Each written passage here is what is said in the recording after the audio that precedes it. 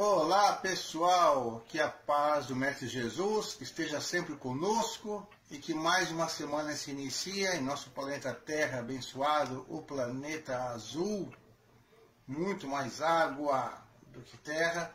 Mesmo assim tem espaço para muita gente, para muitos espíritos estarem reencarnando por aqui e que possamos no dia de hoje sermos bons, melhores do que nós somos ontem e amanhã que possamos ser melhores ainda.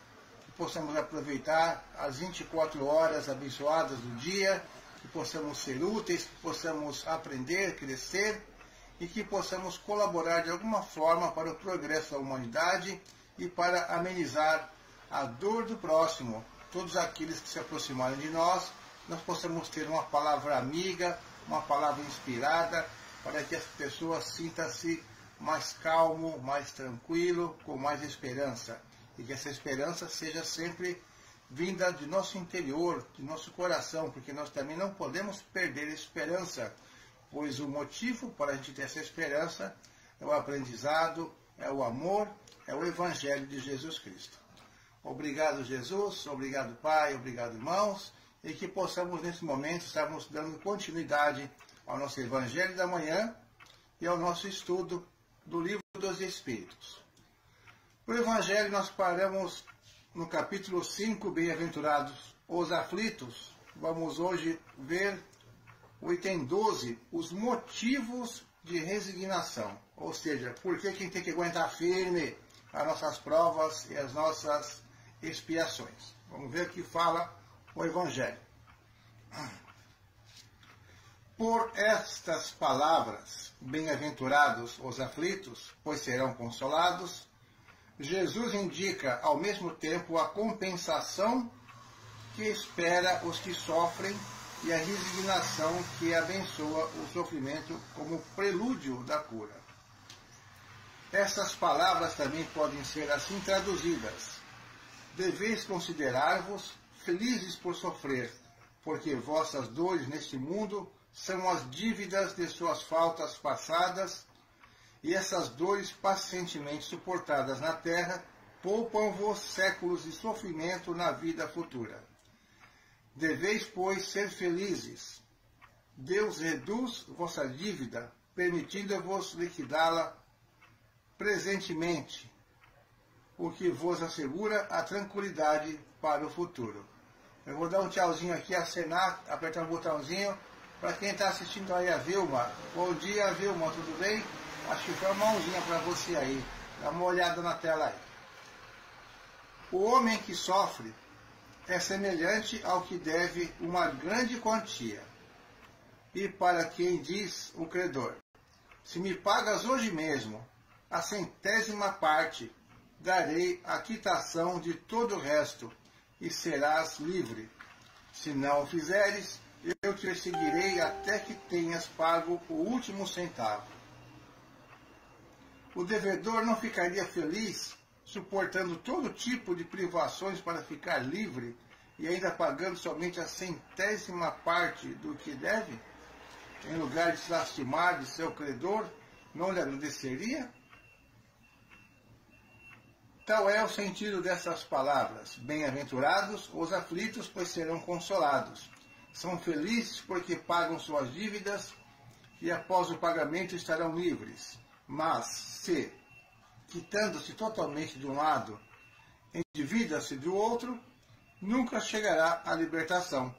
Ora, cada nova falta aumenta a dívida, porque não há uma só delas, seja qual for, que não traga consigo a punição necessária e inevitável. Se não for hoje, será amanhã. Se não for nesta vida, será em outra. Entre essas faltas, é preciso colocar em primeiro lugar a falta de submissão à vontade de Deus. Se, portanto, reclamam-se nas aflições, não se as aceita com resignação e como algo que se deve ter merecido, se acusa a Deus de injustiça, contrai-se uma nova dívida, perdendo o benefício do sofrimento. Por isso, será preciso recomeçar da mesma forma que, se a um credor que nos atormenta pagássemos a prestação, mas a cada parcela tomássemos um novo empréstimo. Ao entrar no mundo dos espíritos, o homem é como o operário que se apresenta no dia do pagamento. Para uns o Senhor dirá, eis o prêmio por tua jornada de trabalho. Para outros, os felizes da terra, os que viveram na ociosidade, que puseram sua felicidade na satisfação do amor próprio e nas alegrias mundanas, dirá, nada cabe a ti, pois recebeste teu salário na terra. Vai e recomeça a tua tarefa.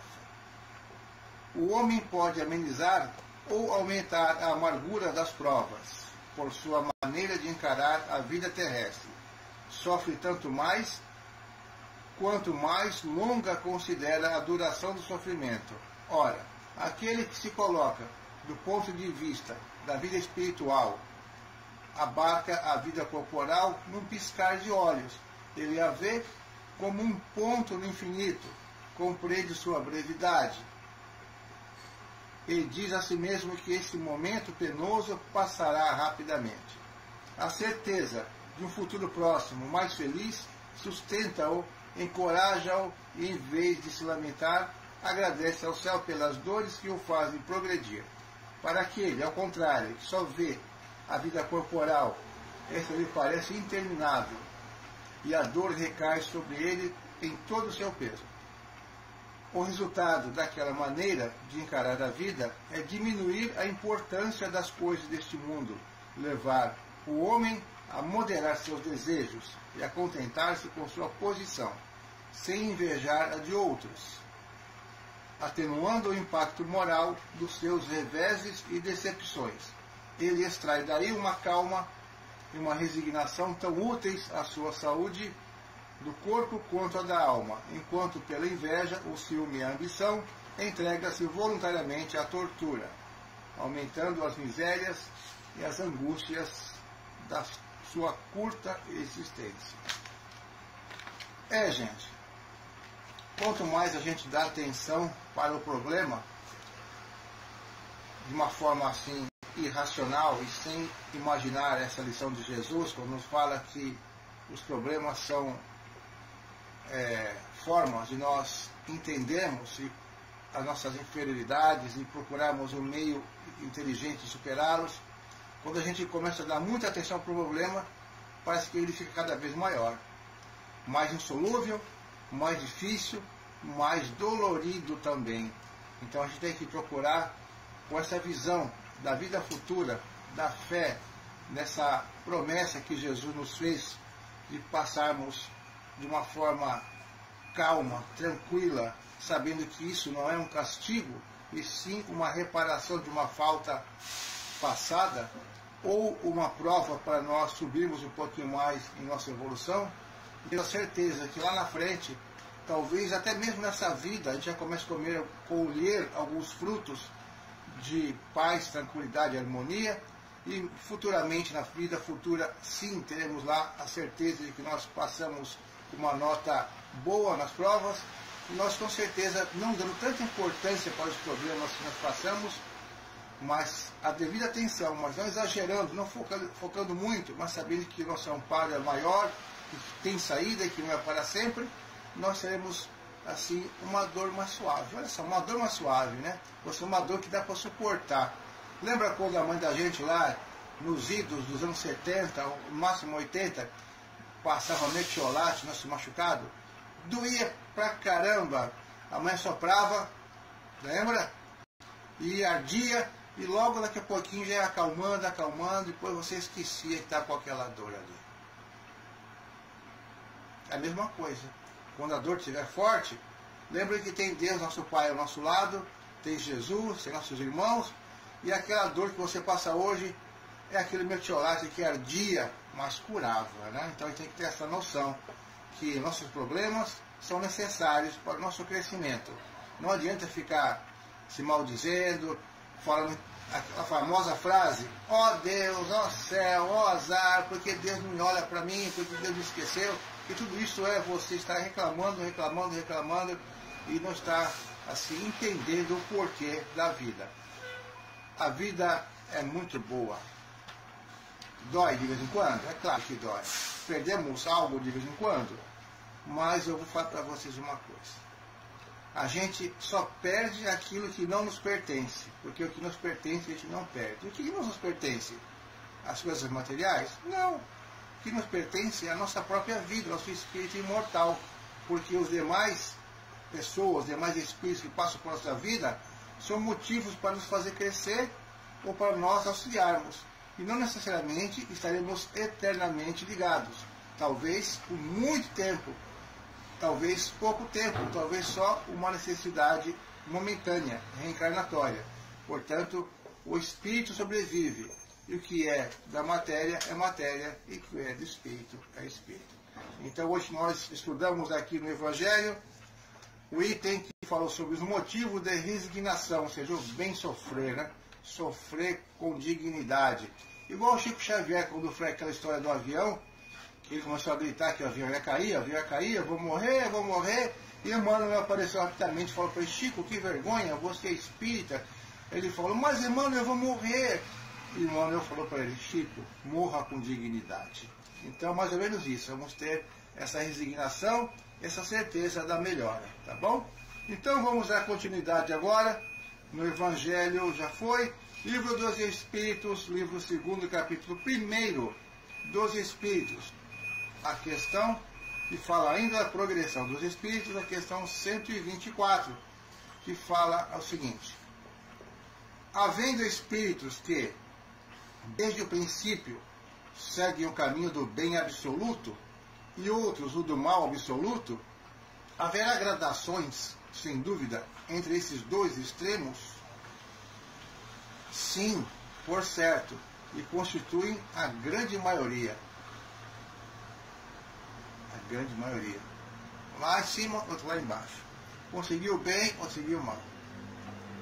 Mas isso muda, viu? Pode demorar, mas muda. 125. Os espíritos que seguiram o caminho do mal poderão chegar ao mesmo grau de superioridade que os outros? Sim, mas as eternidades serão mais longas para eles. O comentário de Kardec: por essa expressão, as eternidades, devemos entender a ideia que os espíritos inferiores fazem da perpetuidade dos seus sofrimentos, cujo termo não lhes é dado ver.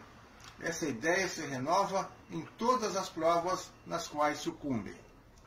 Ou seja, o espírito imperfeito, mas o espírito mais ligado ao mal, ele ainda acredita na eternidade das penas. Isso para ele já é um grande castigo, que ele mesmo se pune, até um dia começar a compreender essa visão diferenciada. Mas por enquanto é necessário que assim seja, para ele poder sentir ali realmente a sua necessidade de transformação.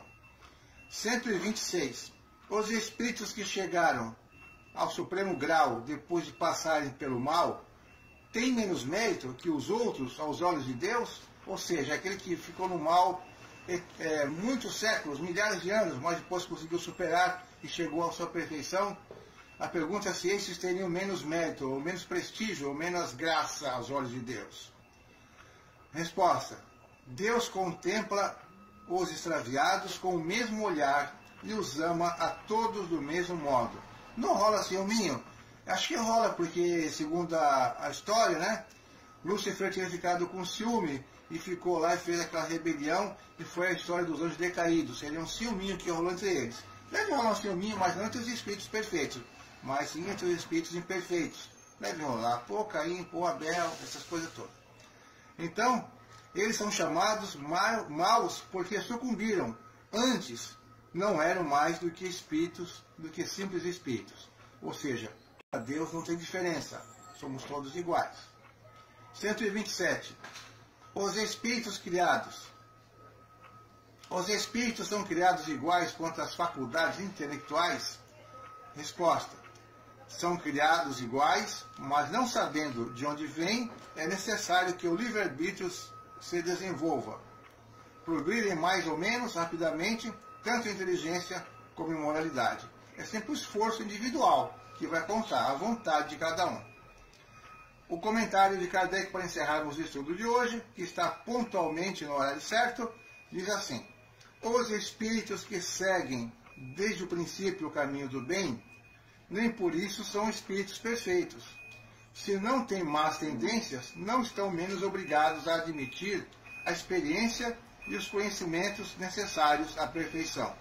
Podemos compará-los a crianças que, qualquer que seja a bondade dos seus instintos naturais, têm necessidade de desenvolver-se, de esclarecer-se e não chegam sem transição da infância à maturidade. Assim como temos homens que são bons e outros que são maus desde a infância, há espíritos que são bons ou maus desde o princípio, com a diferença capital de que a criança traz os seus instintos formados, enquanto o espírito, na sua formação, não possui mais maldade que bondade. Ele tem todas as tendências e toma uma direção ou outra em virtude do seu livre arbítrio. Então o espírito vai decidir o que ele quer. Se ele quer começar pelo bem ou pelo mal. A grande maioria fica aí percorrendo essa escala por milhares de anos, ou até mais do que milhares, até chegar na perfeição. E uma pequena parte já começa já não tendo o instinto do mal, optando sempre pelo bem. E outra parte maior começa optando pelo mal. Mas esse caminho um dia termina. E vai terminar quando chegar na perfeição. Vai demorar quanto tempo? Cada um vai fazer o seu tempo, tá bom? Quanto mais esforço, mais rápido chegará à perfeição. Obrigado, meus irmãos. Esse novo horário, 8 horas da manhã, é para facilitar a todos vocês que querem ver ao vivo. Mas não tem problema, vocês podem ver no Facebook por 30 dias e também daqui a um tempinho já vai estar lá no YouTube. Daqui a pouquinho eu vou postar lá também, tá bom? Então, obrigado a todos. Espalhem aí o horário que mudou. E se vocês tiverem sugestões para mais cedo, mais tarde não dá mesmo, a gente vai tentando fazer uma adaptação. Mas por enquanto eu peço que vocês tenham paciência e continuem assistindo, compartilhando e levando sempre adiante essa energia, essa palavra de amor, essa alegria de viver. Muita paz e até amanhã.